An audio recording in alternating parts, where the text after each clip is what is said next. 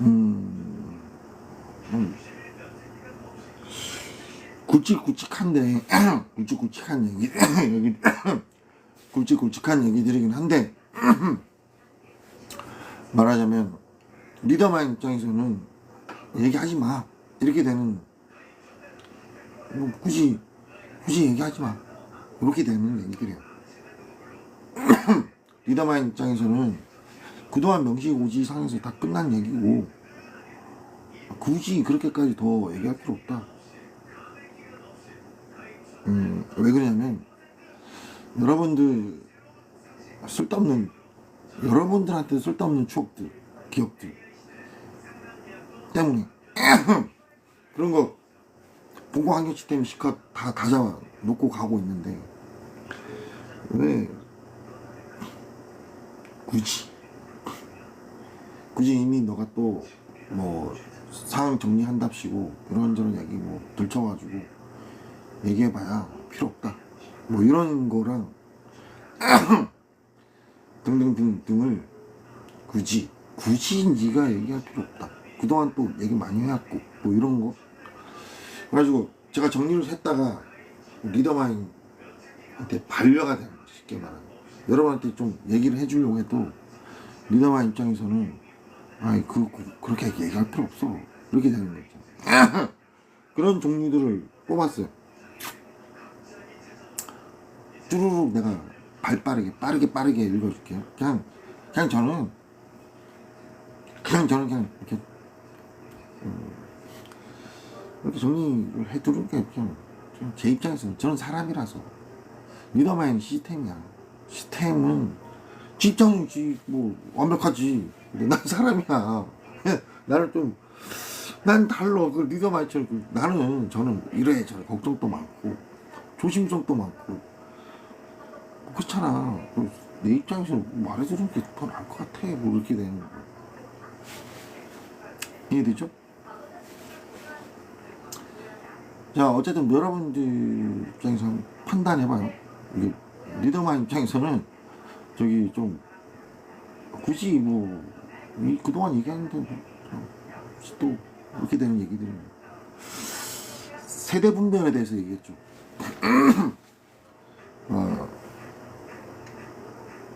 만능 세대라고 지금 MZ 세대에서부터 만능 세대에 들어간다고 얘기했죠.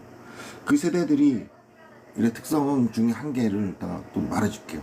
미래형인데 좀 이제 벌어질 일이에요. 앞으로 말하자면 지금 어른들은 스마트폰 같은 거 가지고 뭐가 좀 부족하냐면 스마트폰이 쉬워지고 많이 좋아졌어. 하지만 그 어른들이 몸에 익숙해지지 않은 아직도 익숙해지지 않아 있는 게 뭐냐면 스마트폰으로 이래저래 적립되는 기품들 있잖아. 경제적으로 뭐 기프티콘 뭐 할인 뭐 이런 거 그냥 귀찮게 막 이렇게 막님까지 해가면서 막 시간 써가면서 하지 않고 자연스럽게 지금 그냥 인터넷 좀 훑으면 뭐 할인 눈에 뚝뚝뚝뚝 들어오잖아. 그죠? 그럼 버릇 그냥 그거 그냥 한 번만 클릭만 하면 되긴 되잖아. 그죠? 이게 재산 증식형이 되잖아.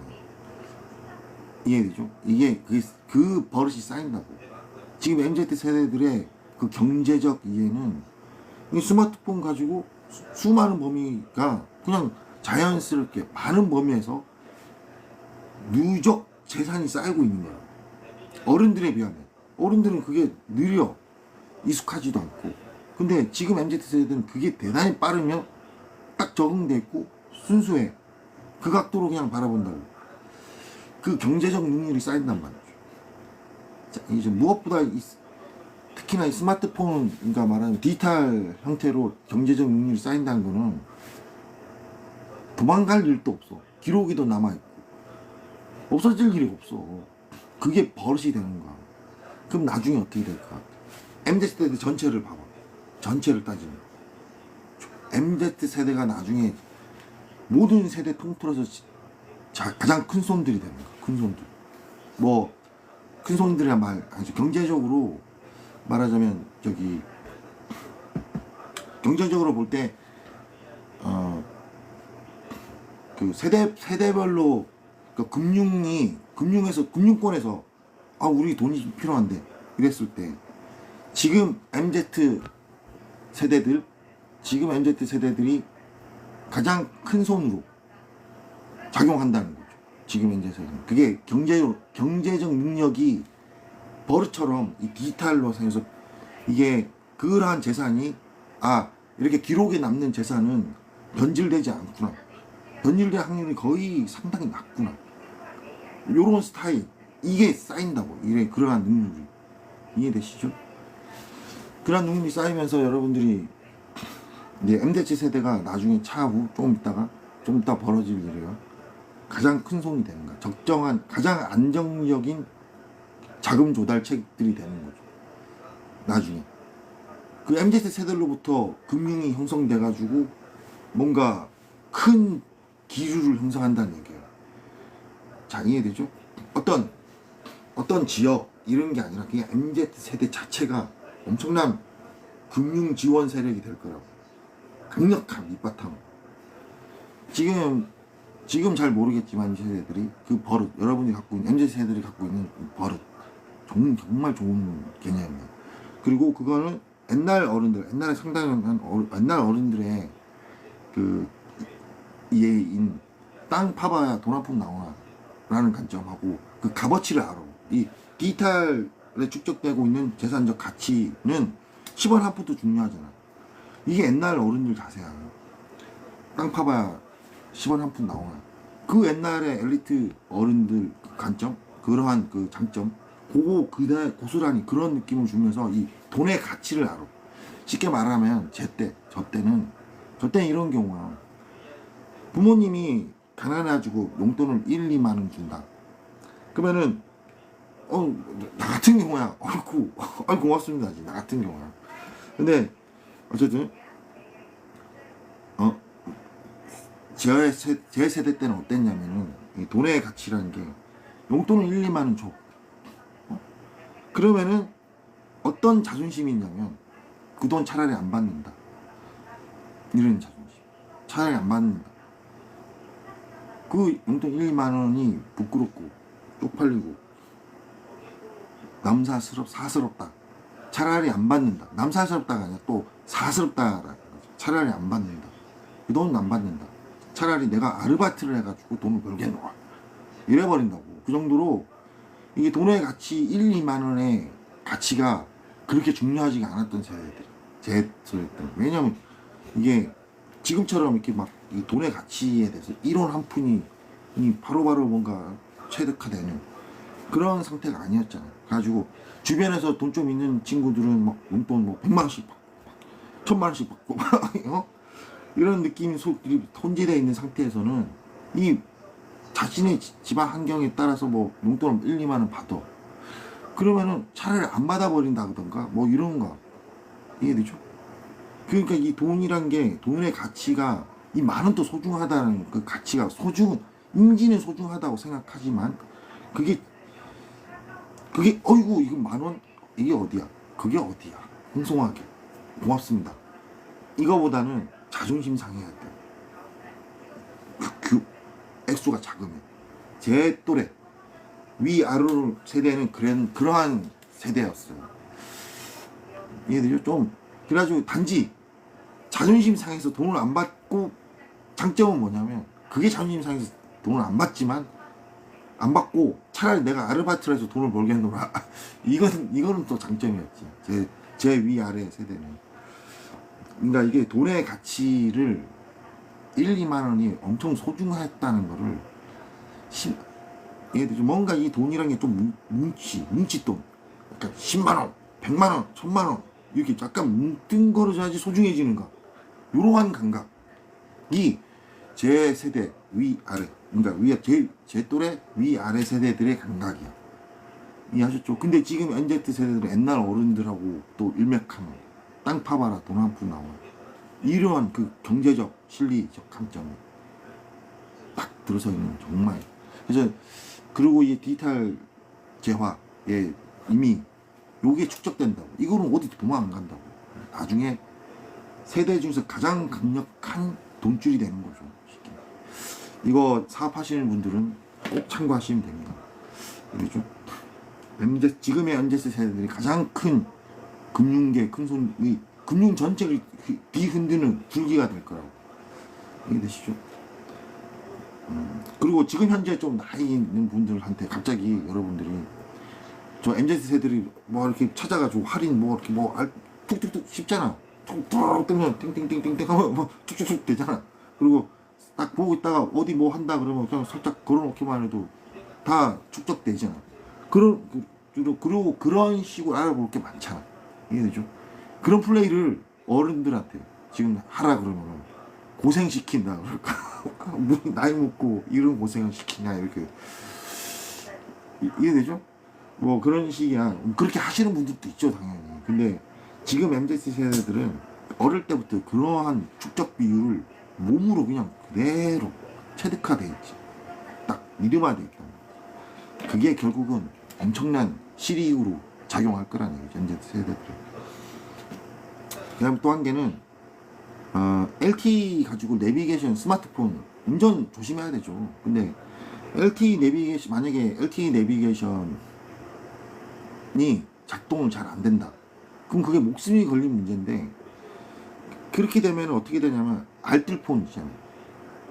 지금 현재 대한민국만 해도 킥 서비스 음식 배달해가지고 요식업 계신 분들에다가 수많은 사람들 배송 뭐 택배 수많은 사람 당연히 집에서 운전하신 분들도 서브로 스마트폰 가지고서 내비게이션을 쓴단 말이죠. 그 중에서 알뜰폰으로 사용하는 엄청나게 많죠. 그분들 다 대부분 LTE야. 아직까지는 OG도 많이 나와있지만 LTE도 많이 쓴단 말이죠. 그게 그 LTE가 내비게이션이 만약에 단점이 있게 돼. 그럼 목숨이 걸리지. 그럼 어떻게 되겠어요? 통신사들이 망해요. 알뜰폰 계열들이 다 망하면서 줄줄이 통신사도 망하게 돼버려. 즉 목숨 걸고 LTE 내비게이션이 작동하게 만들어야 되는 거죠. 이거 참고하세요 다들. 큰일 나요. 그거 뭐 대수롭지 않게 아이씨 야 돈 없, 야 그냥 오지 써. 돈 야 그 1, 2만 더 써가지고 오지 써 그냥 이러지 말고 이해되시죠? LTE로도 내비게이션 작동하도록 만들어야 돼요. 안 그러면 지금 현재 LTE 알뜰폰 쓰고 있는 사람들 다 죽으라는 얘기니까 큰일 나요. 대한민국 망하는 거야. 아예 그 어설프게 굴었다가 큰일 난다고 정말. 이 말을 하는 이유가 그런 핵책을 하고 있어. 쉽게 자꾸 LTE 내비게이션에 허점이 있다는 듯이 연출하고 테러치들이 그러고 있어요. 차량 테러치들이. 그래서 제가 말해주고 있어요. 그 다음에 이재명 대통령께서 현재 이재명 대통령 전에 벌어졌던 이 수많은 게 형태들 정치권이라든가 형태들이 사실은 수준이 언어 논리 이해관계에서 언변 능력이 떨어져 있었어요. 사실 지수가 떨어져 있었다. 근데 이재명 대통령께서 집권하시면서 다시 그 수준을 높이고 있어. 이재명 대통령께서 지금 전체의 수준을 높여주고 있다. 그 대단히 중요한 거예요. 그렇죠? 당연히 반갑죠. 저야. 우와 드디어 이렇게 정말 지금 그 상태니까 그 꼭 감안하셔야 돼. 참고하시라고. 지금 이게 되죠? 지금 전체 수준을 다시 이끌어 올리고 있어. 이재명 대통령께서 꼭 명심하시고요. 그 다음에 뭐 제 사태를 두고 저한테 벌어진 사태를 두고 경찰이 손을 쓸 수가 없었잖아. 경찰 힘이 없었어 예전에. 그 얘기는 뭐냐면 경찰이 힘을 못 썼다. 그 얘기는 뭐냐면 다른 말로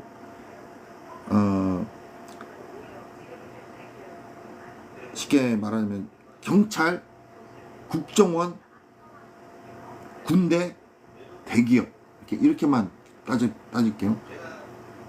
그럼 이 정도만 따지면 되잖아. 다 들어가는 거지. 이 네 기반 다 힘을 쓸 수 없었다는 얘기야. 맞죠? 경찰이 힘을 쓸 수 없었다는 얘기는 이 네 기반 다 힘을 쓸 수 없었다는 얘기야.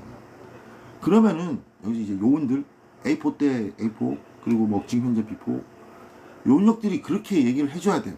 경찰권 하고 국정원 하고 어디까지나 국정원이 비포 명함 걸면은 또 비포인데 어디까지 국정원은 이제 대한민국을 위해서 일단 우선 움직여야 될 기반이라고. 그래서 이렇게 얘기하는 거예요. 국정원 내에서 비포 명함 걸고 경찰 내에서 비포 명함 걸고 이렇게 되는 거지. 이해되죠? 자, 그렇게 해서 어쨌든 등등 그렇게 해서 비포 명함 걸리는 건지 2ID 형태로. 근데 비포 입장이 뭐라고 얘기를 해줘야 되냐면 경찰이 힘을 쓸 수 없었다 이민 사태에. 그 얘기는 경찰, 국정원, 군, 대기업들조차 아무 힘을 쓸 수 없었다는 얘기다. 따라서 우리 잘못이다. 우리가 책임지고 우리 책임이니까 그 과거에 대해서 너무 낙담하거나 뭐 이러지 마라 라고 현 A4 출신들 및 현 비포가 얘기를 해줘야 되는 거야. 언제 대기업들은 양심이 있단 말이야. 정말 양심이 있어. 명예를 걸고. 어찌 보면 이웃이잖아. 내가 대한민국 사람이니까. 대한민국 기업들 이웃 같은 느낌이잖아. 그죠? 근데 그런 사람이 내 같은 형태가 방치돼 있었다. 이게 양심의 가책이 어마어마하게 작용한다고. 그러면 봐봐요. A4 출신 및 사실 현재 비포 여러분들이 그런 얘기 안 해주면은 대한민국 전체가 주눅들어 사는 수밖에 없어. 이재명 대통령께서 엄청나게 뭔가 화이팅을 하고 계신데 거기 발 맞춰 줘야 될 거 아니에요. 비포 아셨죠? 여러분들이 그 당시에 경찰이 힘을 쓸 수 없었다는 얘기는 경찰, 국정원, 군대, 대기업들도 힘을 쓸 수 없었다는 얘기다. 그래서 너무 거기에 대해서 뭐 책임을 그렇게 신경 쓰지 너무 이해되죠? 우리 책임이다. 이렇게 해줘야 돼. 비포 아셨죠? 그래야지 제대로 돌아가는 거야. 꼭 명심하세요. 이런 것들. 그 다음에 사람의 컨디션이란 게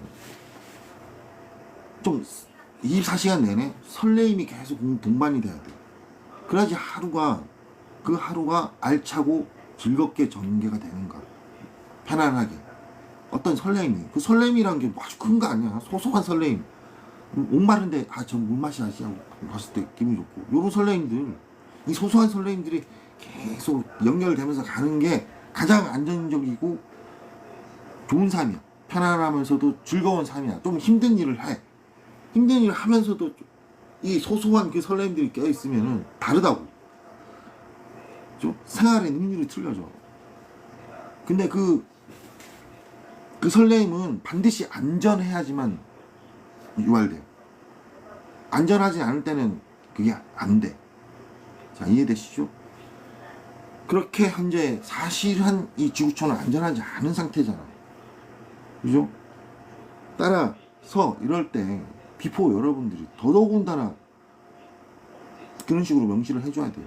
그래야지 사람들 컨디션이 정상화된다니까. 설레임, 소소한 설레임들이 연결되면서 하루가 이어져야 된다고. 엄청난 변화가 있게 돼요. 그렇게. 그리고 이제 그 다음에 이제 요 얘기를 자 지금부터 좀 집중해서 들으세요. 말하자면 중첩관리 대상이 뭐이라고 있어요. UN 중첩관리 대상. 그게 뭐냐면 내 국민학교 때 벌어졌던 일이에요. 원래 여러분들 옛날에는 A4 되기 쉬웠어. 그러니까 UN 요원 되기 쉬웠어. 방이 어떻게 떴냐면 옛날 대학생들한테 국제 자원봉사 언어 학습을 가. 그거 하려고 뭐 언어를 배운다 외국도 가고 하잖아. 그러면 뭐 방이 이렇게 올라와 광고가 뜬다고. 국제 무슨 뭐 학술회 뭐 자원봉사도 하면서 UN 뭐 관련된 일도 좀 배우면서 근데 그게 취업이었어. 선선해. 봉급이 처음에는 많지는 않아. 그래도 좀 돼. 그죠? 그게 그냥 대학생들이 언어 연수 하다가 그래? 하고 그냥 호기심이 하는 거야. 수많은 사람. 그렇게 선선하게 요원이 되는 거야. 이 대한민국은 옛날에 옛날 안기부 말이야. 요원되는 하늘의 별따기처럼 무슨 뭐 어마어마한 노력해야 된다는 식으로 그런 풍토에 꽉 눌려 있었잖아. 근데 실제 외국 UN 기조라든가 등은 요원력이 아이고 야 요원 하겠다고 아이고 얼씨구 땡큐야 이런가 원래는 그게 원래 국제적인 이해였다고 옛날 패턴. 그러니까 대한민국 대학생이 언어 연습 좀 하다가 괜찮아? 그래? 하고 갔다가 A4 되는가? 국제 UN 요원 되는가? 선선했다고. 물론 이제 평화유지군하고 관련해가지고 정말 CIA 출신들 뭐 해가지고 또 이런 계열도 있지만 그렇게 해서 UN 요원 되는가? 또 박사, 학술 이런 거쳐가지고 좀 필요하다 이래가지고 또 UN 활동하고. 근데 중요한 거는 이런 옛날 대학생들 중에 이런 범위들이 있었어요. 자기가 이제 수기를 올린 거 컬럼 형태로 올려가지고 내가 언어 연수 갔다가 유엔에서 뭐 하라길래 자원봉사를 갔는데 그게 일종의 취직이었다. 분야는 많고 그게 어떤 개념이냐면 자기 본인이 능력되면 되는가 어떤 시작을 하는가 그냥 능력되면 여기 분야별로 그 레벨을 가 있게 되는가 그 다음부터 노력이지. 뭐 그런 건지 몰랐다. 게다가 가가지고 저기 툴 시나리오가 있어요. 기획서를 올렸더니 돈이 지원이 되더라. 아무 소리 안 하고 수십억씩 지원이 돼버리는 거. 나는 뭐 하고 싶다. 그 안을 올렸더니 묻지도 따지지도 않아. 쉬워. 그래 긴장된다고. 이런 기획을 내가 맡게 될 줄 몰랐다고. 그게 지금 대학생이고 아직 이제 초반이라서 몇억 단위였지. 레벨 높아지면 이제 그 투시나로 접근하고 나오는 돈이 천문학적인 돈을 지원한다고. 그런 슈퍼 요원이 되는가? 옛날엔 그랬다고. 이해되죠? 옛날엔 그랬는데 그러다가 언젠가 내가 국민학교 때였어. 국민학교 중학교 같은 그때쯤이었어. 어릴 때였는데 제가 그래? 그런가? 해가지고 그 요강을 좀 살펴봤어. 근데 좀 알아보니까 뭐가 있냐면 중첩관리 대상은 제외 이런 거. 중첩관리 대상이 왜 그거 중첩관리 대상이라는 게 대체 뭐야? 찾아봤어. 그러니까 어라 살짝 내가 중첩관리 대상처럼 돼 있는 거야 상태가. 왜 내가 이런 거야? 이상하다 이러고 그러고 나서 다음날 갑자기 대한민국이 그때 전두환 대통령 때였어. 발표를 해. 어떻게 발표를 하냐면 대한민국 전체가 중첩관리 대상이다. 어떤 특정한 인물들만 중첩관리 대상 아니다. 대한민국 전체가 중첩관리 대상이다. 이렇게 바뀌어요. 처음에 이제 내가 그걸 요강을 찾아볼 줄 몰랐나 봐. 정부에서. 대한민국 정부가. 내가 좀 돌아가는 게 심상치 않아가지고 유엔? 막 옛날에 있잖아 수많은 유엔 기조들 해가지고 나도 관심이 있으니까 이렇게 찾아봤는데 중첩관리 대상 이렇게 나오길래 뭔가 거기 걱정했어. 이게 뭐지 했었는데 나중에 대한민국 정부에서 발표를 해요. 대한민국 전체가 중첩관리 대상이다. 그게 뭔 소리냐면 대한민국은 저기 북한하고 대치하고 있는 상태다. 따라서 대한민국 전체가 그런 관리를 해야 되는 중첩관리 대상이다.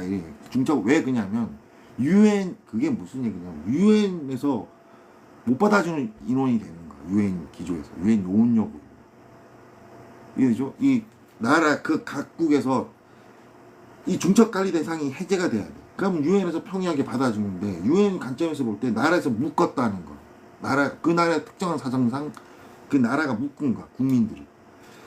유엔 요원이 못 되는 거지. 대한민국 전체가 그렇게 손해를 봤어요. 저 때문에. 이게 되죠. 그리고 난리가 났었어. 아는 사람들은 알고.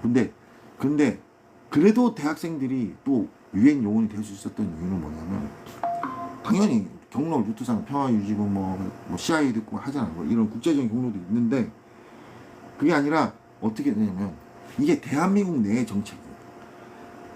대학생들이 외국으로 가지. 여행 가지. 그럼 그게 해제돼. 중첩관리 대상 지역을 벗어난 거야. 그러니까 거기서 가가지고 언어 연수하면서 지원을 해버려. 그러면 뚝딱 돼. 또 그런 시절이 있었어.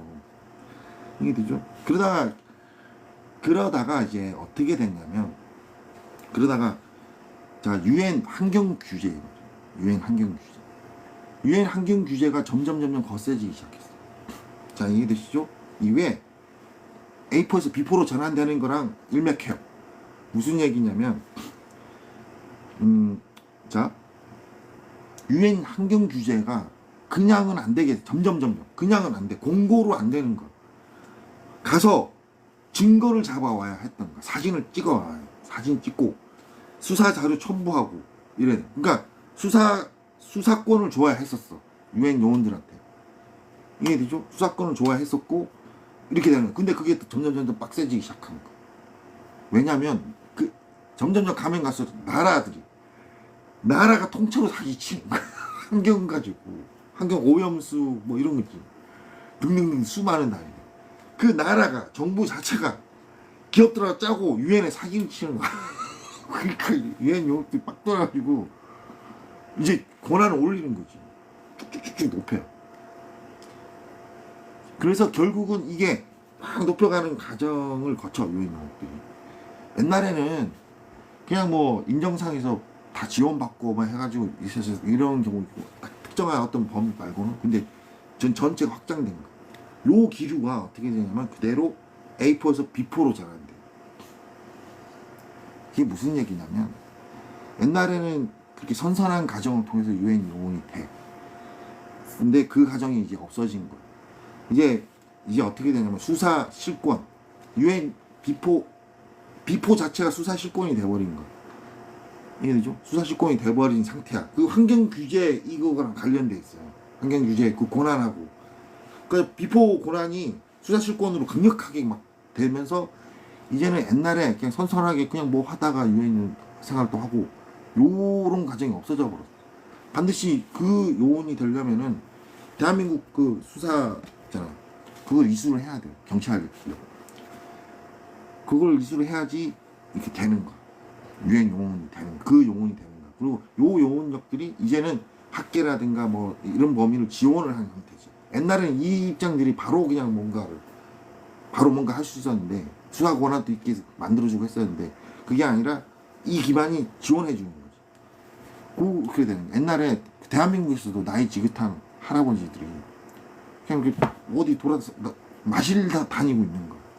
마실 다니다가 그냥 영락 없는 동네 할아버지야. 그냥 여기서 마실 다니고 있어. 근데 가다가 사진 카메라 가지고 딱 보고 착각 눈 이래가지고 눈반을 하고 아무렇지 않은 것처럼 착각 찍고 간다? 착각 몇 번 하고 가. 그럼 그 일대 기업들이 다 망했어. 그 정도 슈퍼파워를 가지고 있다. 유엔 환경 규제가 그래. 그래서 이제 비포의 성장 과정이 또 다 매치가 돼요. 환경 규제랑 같이. 자, 이해되죠? 근데 여러분 이제 그러다가 중첩 관리 대상이라는 거 있죠. 그게 저절로 해제가 돼버렸어. 대한민국이. 해제가 됐지만 지금은 그 요원이 되려면은 이제 수사 그걸 이수를 해야 되는 거죠. 대한민국 경찰 바탕이니까 이수를 해야지 그 요원이 되는 거죠. 근데 이제 이게 왜 내가 따져봤냐면, 왜 내 가족들 중에서는 그러니까 중첩관리 대상 이래가지고 뭔가 됐던 거야. 관리가 가지고. 그리고 이제 이해되죠? 그런 과정 거치면서 비포로 전환되고 하면서 결국 제 가족들도 및 대한민국 모두가 비포가 될 수도 있는 거지. 단지 이제 한 가지 더 붙었죠. 제 가족들은 내사 권한을 가진 상태로 비포 요원이 될 수 있는 거죠. 요원이 아니더라도 이제 비포에 대한 내사 권한을 또 가질 수 있는 거예요. 그렇게 된 거죠. 자, 이해되죠? 그리고 국제지수 사기, 여기까지예요. 그냥 얘기가 뭐 그냥 그렇다까지예요. 아까 그리고 또 국제지수 사기가 있는데, 이게 뭐냐면 좀 여러분들이 대한민국 사람 여러분들이 엄청나게 속아서 살아왔다는 거. 무슨 얘기냐면,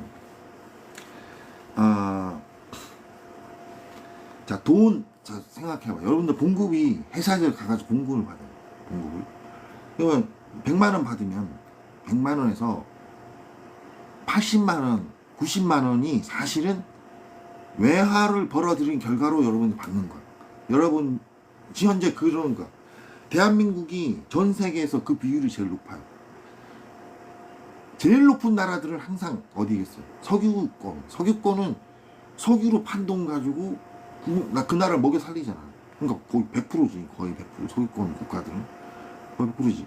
그러니까 석유권은 빼고 그 다음에 독특했던 게 대한민국은 박정희 정권 때 99%였어. 박정희 정권 때 무역으로 먹고 사는 이게 99%였다고.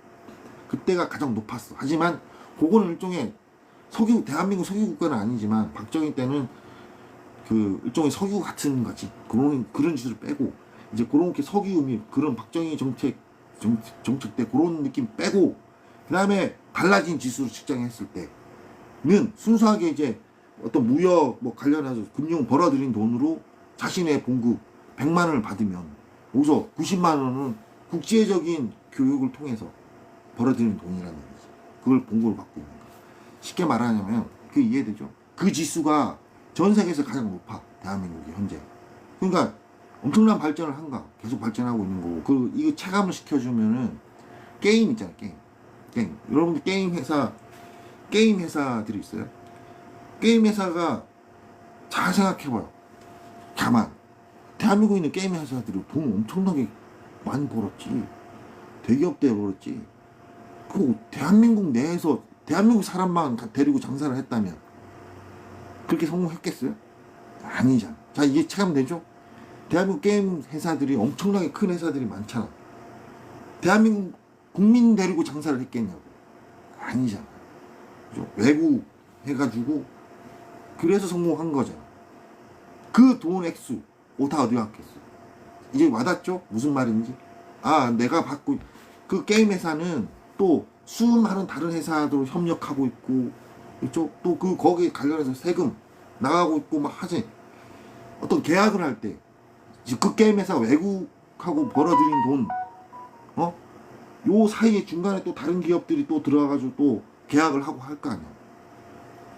IT 업계 그리고 유통업계 맞죠? 그런 식으로 해가지고 결국 여러분들 돈 봉급에 뭐 300만원 찍히면은 거기서 100만원 찍히면 거기서 90%가 외국에서 벌어들인 돈이 여러분들 봉급으로 들어가고 있는 상태라고. 현재 그렇게 대한민국이 그 지수가 가장 높아요. 전 세계에서. 그 지수는 가지고는 그러니까 말하자면 싱가포르도 대단히 뭔가가 안정적으로 그동안 좀 잘해왔었는데 그런 지수는 대한민국 잽이 안 돼. 왜냐면 왜 그러냐면 싱가포르 그런 나라도 석유 국가거든. 그래서 빼야 돼. 그러한 비교 방식 그래가지고는 안 돼. 싱가포르도 그러한 비교 방식 빼야 돼요. 싱가포르나 뭐 등등등. 지금 대만은 반도체 특수가 있잖아. 그 반도체 특수 빼고 나면은 어떻게 돼요? 그러니까 약간 석유 같은 느낌을 주죠. 반도체 특수라는 게. 요런 느낌 또 빼야 될 거 아니야. 그러니까 그런 거 빼고 이해되죠? 그런 거 빼고 다른 나라도 이렇게 비교해 보면은 대한민국은 신기한 나라인 거야. 각계각층에서 활약을 하면서 벌어들인 돈이 여러분들 월급에 들어가고 있는 그런 나라. 그러니까 그런 나라의 수준을 유지하고 있다는 얘기는 다른 나라에서 볼 때 대한민국 거치면은 다 시너지로 다 같이 이렇게 잘 먹고 잘 사는 효과가 생기게 되는 거야. 그건 대단한 나라야. 아셨죠? 이것도 중요했던 얘기고요. 자,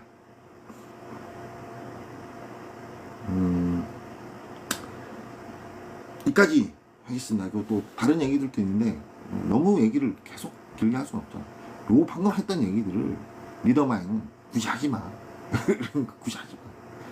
근데 나는 사람이라서 한번 이렇게 얘기를 하긴 해야겠다. 그리고 또 한 개 더 있다. 또 정말 중요한 얘기 한 개. 170언저리라고 있어. 170언저리. 이게 170언저리가 뭐냐면 그러니까 168 166, 7, 8 또 역시 170언저리를 소화할 수 있어.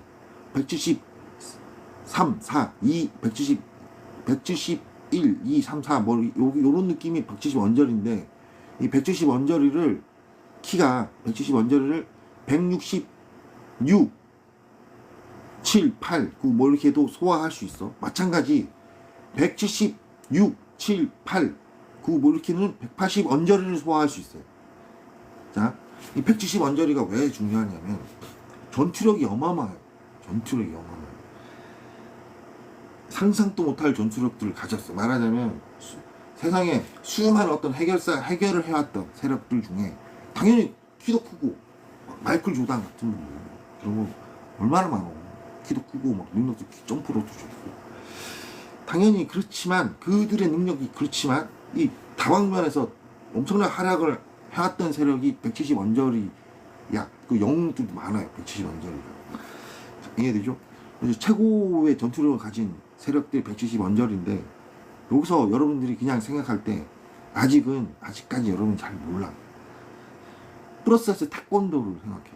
170 언저리에 플러스에서 태권도를 딱 기입하는 순간에 아직까지 잘 모른다는 이유가 지금은 AI한테 물어보면은 아직까지는 대답이 세상에서 가장 강력한 격투기가 뭐냐면 뭐도 있고 뭐 이렇게 좀 약간 그거는 뭐 좀 더 이렇게 얘기를 많아질 텐데 좀 더 지나면은 결과가 명쾌하게 나올 거라고 AI가 뭐라 그러냐면 세상에서 가장 강한 격투기 가장 강력한 무는 태권도다 이럴 거고 그 직진을 슈퍼파워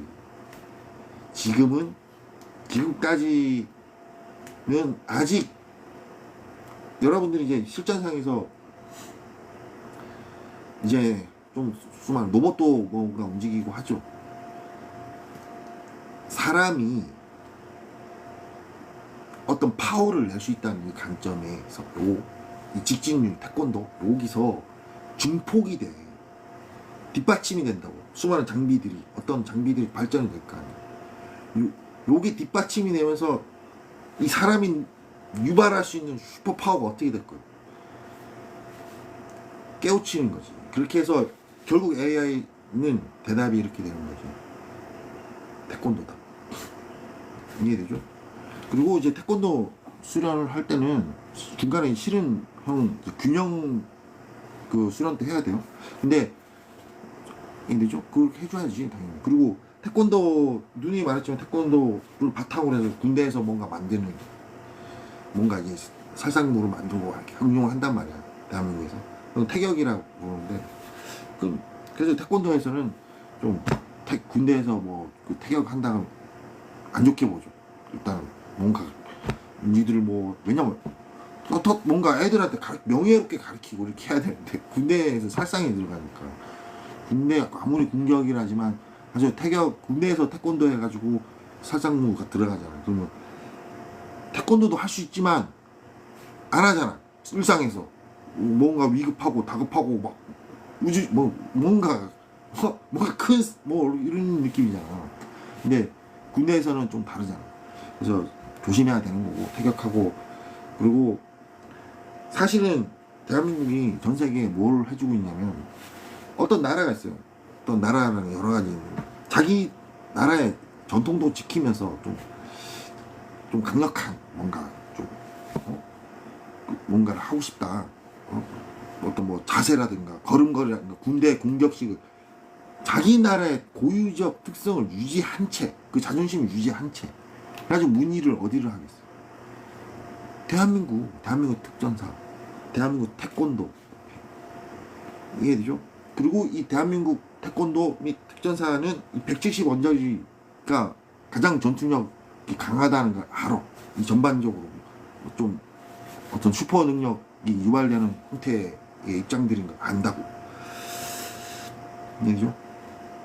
그래서 그런 다음에 본권에서는 그리고 또 이런 게 있어요.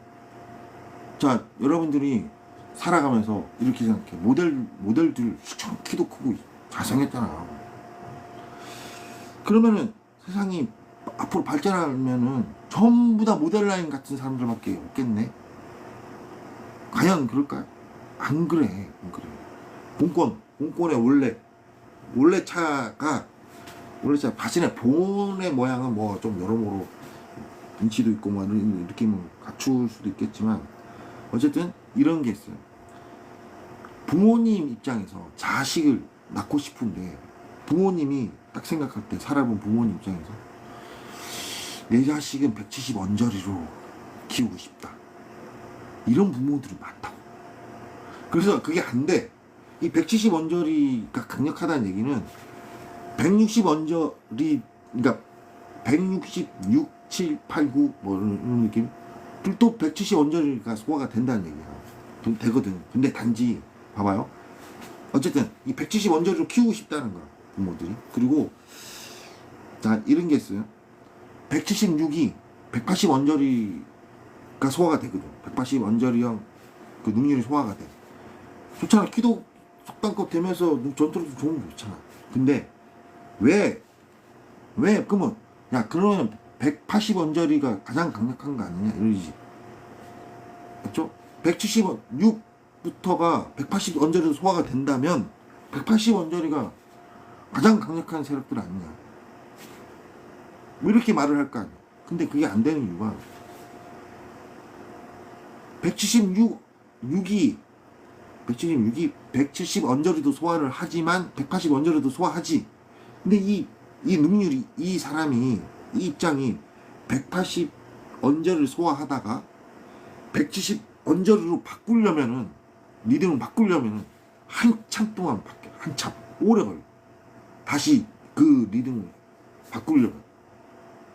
그러니까 결국은 176이 180 언저리가 돼버리잖아.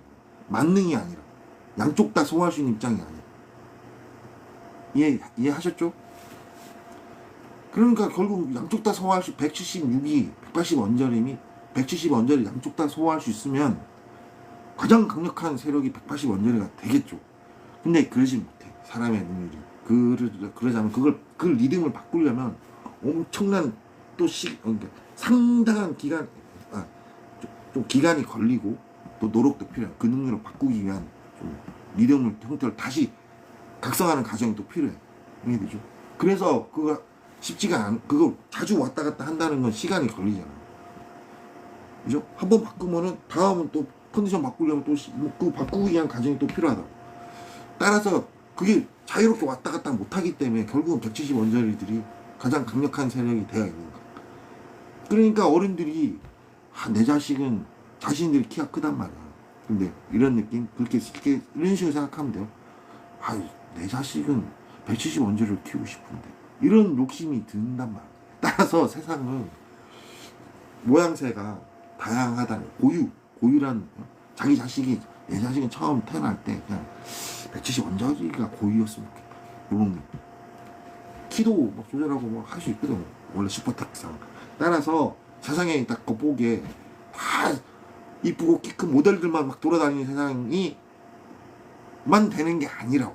170 언저리 때문에 그게 안 돼. 그죠? 그 대단한 세력이라는 거, 세상에 어떤 다양성을 가져오는 결과가 170 언저리 때문에 유발되는 거예요. 이거 꼭 기억하세요. 다들. 이해하셨죠?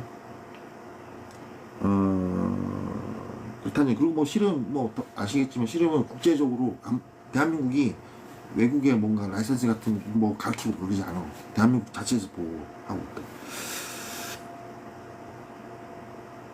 라이선스 뭐 그러니까 태권도는 막 알고 있는데 실험은 보호를 하고 있는 거야. 그래서 어쨌든 태권도 자체로 그걸 실험형 균형을 배우지만 좀 더 관심 있으면 이제 실험하면 되죠. 뭐 그런 거고 그런 거죠. 그런 거고 이 정도? 왜 그러냐면 대단히 중요하다고. 태권도 하면서 이 씨름 형태의 균형 감각을 못 익히면은 안 된다고. 이해되죠? 그래서 내가 말을 하는 거야. 하여튼 그런 거고. 자, 요 정도 엄청 발빠르게 설명을 했는데, 이 정도로 제목을 어떻게 달지 모르겠네요. 아무튼 적당껏 고민해서 점을 달고 이 정도 해서 녹화본은 여기 남길게요. 그냥 재밌었죠. 이런 얘기를 다 뭐 170 원짜리 이런 거 뭐 어차피 태권도 협회랑 특전사 다 아니까 그동안 네가 해준 얘기 다 있으니까 그들이 뭐 굳이 너가 또 얘기하지 마 이런 거야. 리더마인은 이런 얘기. 지금 여기 다 이거 뭐 중첩관리대상 해제된 거 이거는 야 이미 해제됐는데 옛날에 해제 안 돼가지고 막 나랑 겪을 때 굳이 뭐 그거 사람들이 뭐 따지고 뭐 그러지 마 이런 거 그냥 내비둬. 이해되죠? 굳이 뭐 그렇게 따지냐고 이런 식이었던 거고 내비게이션 이것도 야 그럼 당연한 거지 그냥 내비둬 어차피 안전한 그거 큰일 나지 상식이 아니냐 이런 거고 만능 세대가 그거 어차피 겪을 거란 말이야 여러분들이 이런 것도 그런 거고 뭔가 내 가족 얘기도 뭐 법적으로 어쩔 수 없는 거 이거 다 얘기했었던 거고 이재명 대통령 수준으로 이것도 지금 실제로 그런 거 하고 있는데 굳이 네가 그 말을 할 필요 있냐? 뭐 이런 느낌이었고 그리고 경찰이 뭘 못했다는 요것도 강력하게 내가 더 얘기를 하려고 했었는데 리더마인이 그것도 일단은 내비둬라 알아서 하는 거다 뭐 이런 느낌이었어요. 그동안 해왔던 얘기도 있는데 근데 저는 이제 얘기를 하고 저는 사람이라 저는 리더마인처럼 그렇게 좀 저는 사람이 아니야. 그래서 얘기를 하는 거. 자, 아셨죠? 그렇다는 얘기. 자, 5까지 하겠습니다. 이상입니다. 녹화본 남겨놓을게.